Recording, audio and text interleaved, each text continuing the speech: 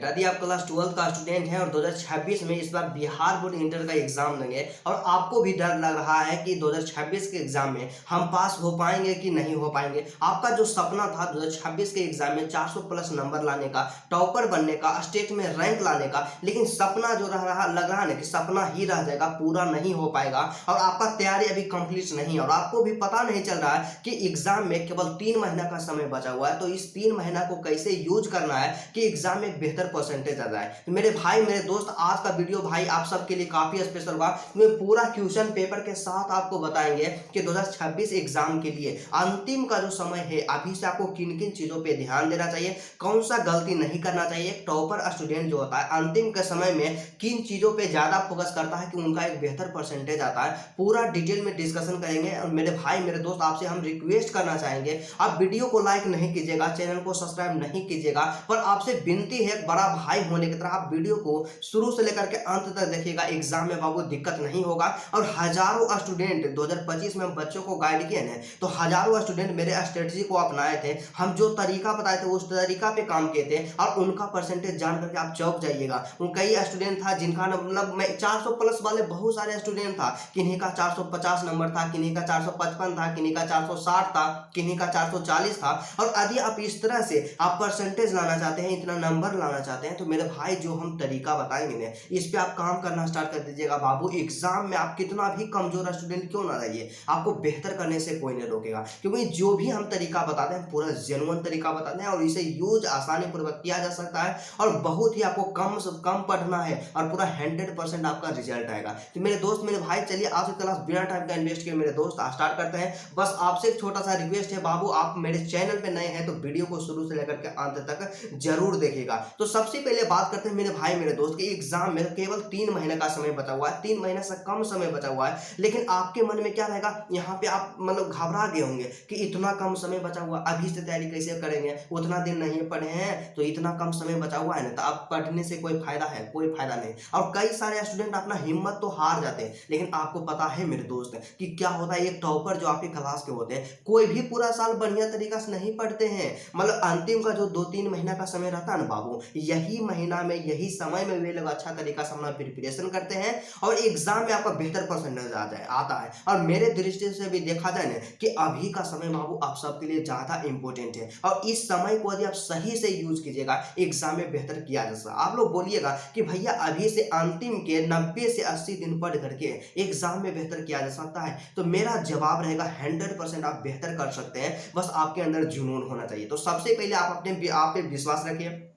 Self confidence का होना बहुत ही ज्यादा जरूरी होता है, क्योंकि मेरे दोस्त जब आप ही अपने आप पे विश्वास नहीं कीजिएगा तो आप पे कौन विश्वास करेगा। तो सबसे पहला काम यही रहेगा, अपने आप पे विश्वास कीजिए। एग्जाम में बाबू बेहतर परसेंटेज आएगा। समय बीत गया है कोई बात नहीं, लेकिन फिर भी आपके पास समय बचा हुआ है, इस समय को आप सही से यूज कीजिएगा। सबसे पहला टारगेट यहाँ पे क्या होता है, सबसे पहला क्या होता है, आपका पहला काम यहाँ पे क्या होना चाहिए कि सेट योर गोल। सबसे पहला आप अपना गोल को सेट कीजिए। आप गोल कहने का मतलब क्या होता है, सीधा सा शुद्ध ठेठी भाषा में बात करते हैं यहाँ पे कि आप अपना टारगेट, अपना प्लान बनाइए कि 2026 के एग्जाम में हमको 400 नंबर लाना है या 350 नंबर लाना है या टॉपर बनना। आपका जो भी टारगेट होता है आप अपना टारगेट बनाइए और ओवर टारगेट बनाइए। मान लीजिए कोई स्टूडेंट होंगे जिनका सपना होगा कि 450 नंबर तो हमको कम से कम लाना है, तो उसके लिए उनको क्या करना पड़ेगा कि हर एक सब्जेक्ट में उनको कम से कम आप यहाँ पे 90 प्लस अंक तो जरूर लाना होगा। 90 अंक तो जरूर लाना होगा, क्यों 90 को लाइए, 90 मार्क्स लाइएगा प्रत्येक सब्जेक्ट में, तो 5 को सब्जेक्ट रहेगा, 9 5 45, 450 नंबर आ जाएगा।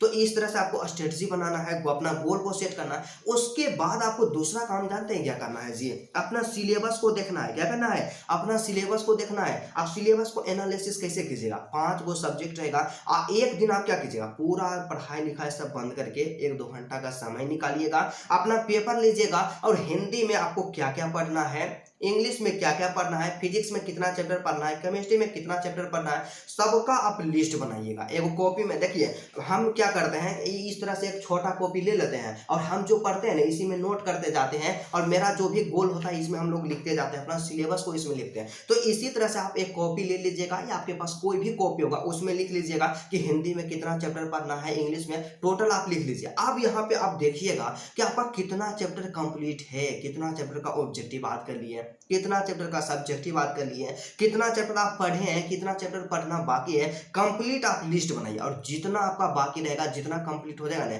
तो जितना बचा हुआ रहेगा उस पर आप एक सही स्ट्रेटजी बना करके काम करना स्टार्ट कीजिएगा। इस तरह से अपना सिलेबस को एनालिसिस कीजिए कि आपका सिलेबस कितना खत्म हुआ है, कितना आपको और पढ़ना है। इस तरह से आप काम कीजिए मेरे भाई। बेवकूफ की तरह आप मेहनत करना स्टार्ट नहीं कर दीजिए, एक सही डायरेक्शन में मेहनत कीजिए। मेहनत करना अच्छा बात है, लेकिन एक डायरेक्शन लेस मेहनत करना बहुत ही गलत बात है। तो आपको एक सही डायरेक्शन के साथ मेहनत करना चाहिए। और उसके बाद दूसरा क्या होता है कि आप लोग अपना एग्जाम पैटर्न देखिएगा। आप बोलिएगा कि भैया हमारा एग्जाम पैटर्न कैसे हम देखेंगे, तो सिंपल सा बोले ना जी कि 2025 वाला 2024 वाला पेपर उठा करके ले लीजिएगा और सभी सब्जेक्ट में देखिएगा ऑब्जेक्टिव भाई कितना नंबर का पूछा जा रहा है, सब्जेक्टिव में 2 नंबर वाला कितना पूछा जा रहा है, 5 नंबर वाला कितना पूछा जा रहा है, कितना क्वेश्चन में हमें कितना का आंसर देना आता है, पूरा डिटेल आपको देखना है एक एक चीज के बारे में एकदम गहराई पूर्वक। और क्वेश्चन पेपर ले लीजिएगा, और क्वेश्चन पेपर या क्वेश्चन बैंक होगा नहीं तो क्वेश्चन बैंक से भी कम आप देखिएगा। और इससे क्या होगा कि जब आप सिलेबस को देखिएगा ना जी, आपको पता चलेगा कि आपका एग्जाम पैटर्न कैसा होने वाला है, किस तरह का क्वेश्चन पूछा जाएगा, और आपके अंदर कॉन्फिडेंस डेवलप होगा। और एग्जाम में जाइएगा सेम पेपर आपको मिलेगा तो आपको नया नहीं लगेगा, आपको आसानी पूर्वक उसको बनाइएगा। तो एग्जाम पैटर्न बाबू एक बार जरूर आप देख लीजिएगा। और उसके बाद दूसरा क्या होता है कि कई स्टूडेंट पूछ देंगे कि भैया इस बार कितना ऑब्जेक्टिव रहेगा, 60 वो ऑब्जेक्टिव रहेगा कि 100 वो ऑब्जेक्टिव रहेगा। तो सिंपल सा ब्रदर बोले ना कि जिसमें 35 ऑब्जेक्टिव का आंसर देना रहेगा ऑप्शन रहेगा 70 को, जिसमें 50 का आंसर देना रहेगा ऑप्शन रहेगा 100 में, मतलब डबल वाला ही ऑप्शन रहेगा। 2025 वाला, 24 वाला, 23 वाला ही एग्जाम पैटर्न होगा। तो आपको इधर उधर मत भटकना है, ठीक है।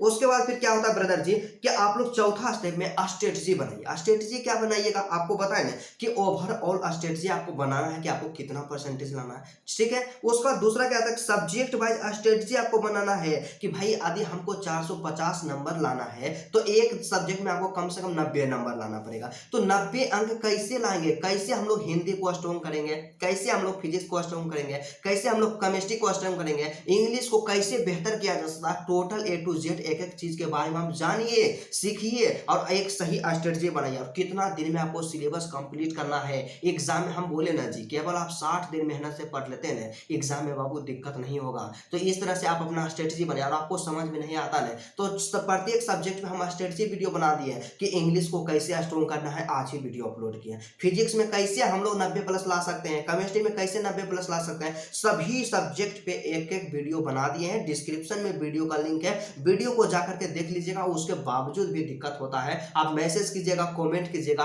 आपसे हम पर्सनली बात करके आपको समझा देंगे। क्योंकि संतोष कुमार जो आपका 12th ज्ञान जो आपका चैनल है मेरे दोस्त, आप सब के लिए हमेशा हेल्प के लिए बनाया गया और आप सबका हमेशा कदम से कदम मिला करके चलेंगे। और मेरा टारगेट यही है कि आपको एग्जाम में बाबू एक बेहतर परसेंटेज दिलाना। और एक भाई जो है, एक भाई आपसे वादा कर रहा है, एक टीचर नहीं, एक भाई आपसे वादा कर रहा है एग्जाम में बाबू आपको दिक्कत नहीं होने देंगे। तो 100% दिक्कत नहीं होने देंगे, ठीक है। उसके बाद दूसरा क्या होता है कि आपको अभी रिमेंबर पे ज्यादा ध्यान देना होगा, चीजों को याद करने पे ज्यादा ध्यान देना होगा। क्योंकि कई क्या होता है कि अभी के समय में हम लोग सिर्फ अपना क्लास करते रहते हैं, अपना नोट्स बनाते रहते हैं। तो हम ये बात को नहीं कहेंगे आप क्लास मत कीजिए, नोट्स नहीं बनाइए, पर याद करने पे ज्यादा ध्यान दीजिए ब्रदर जी। सिर्फ नोट्स बनाने से नहीं होगा, आपके कॉपी में तो बहुत लिखा गया है, आपको काम वही देगा जो आपके माइंड में होगा, जो आपके दिमाग में होगा। तो इसीलिए आप ज्यादा चीजों को याद करने पे ध्यान दीजिए। और उसके बाद दूसरा क्या होता है कि रिवीजन कीजिए। क्योंकि मैक्सिमम ऐसे स्टूडेंट होते हैं 100 में से हम बोले ना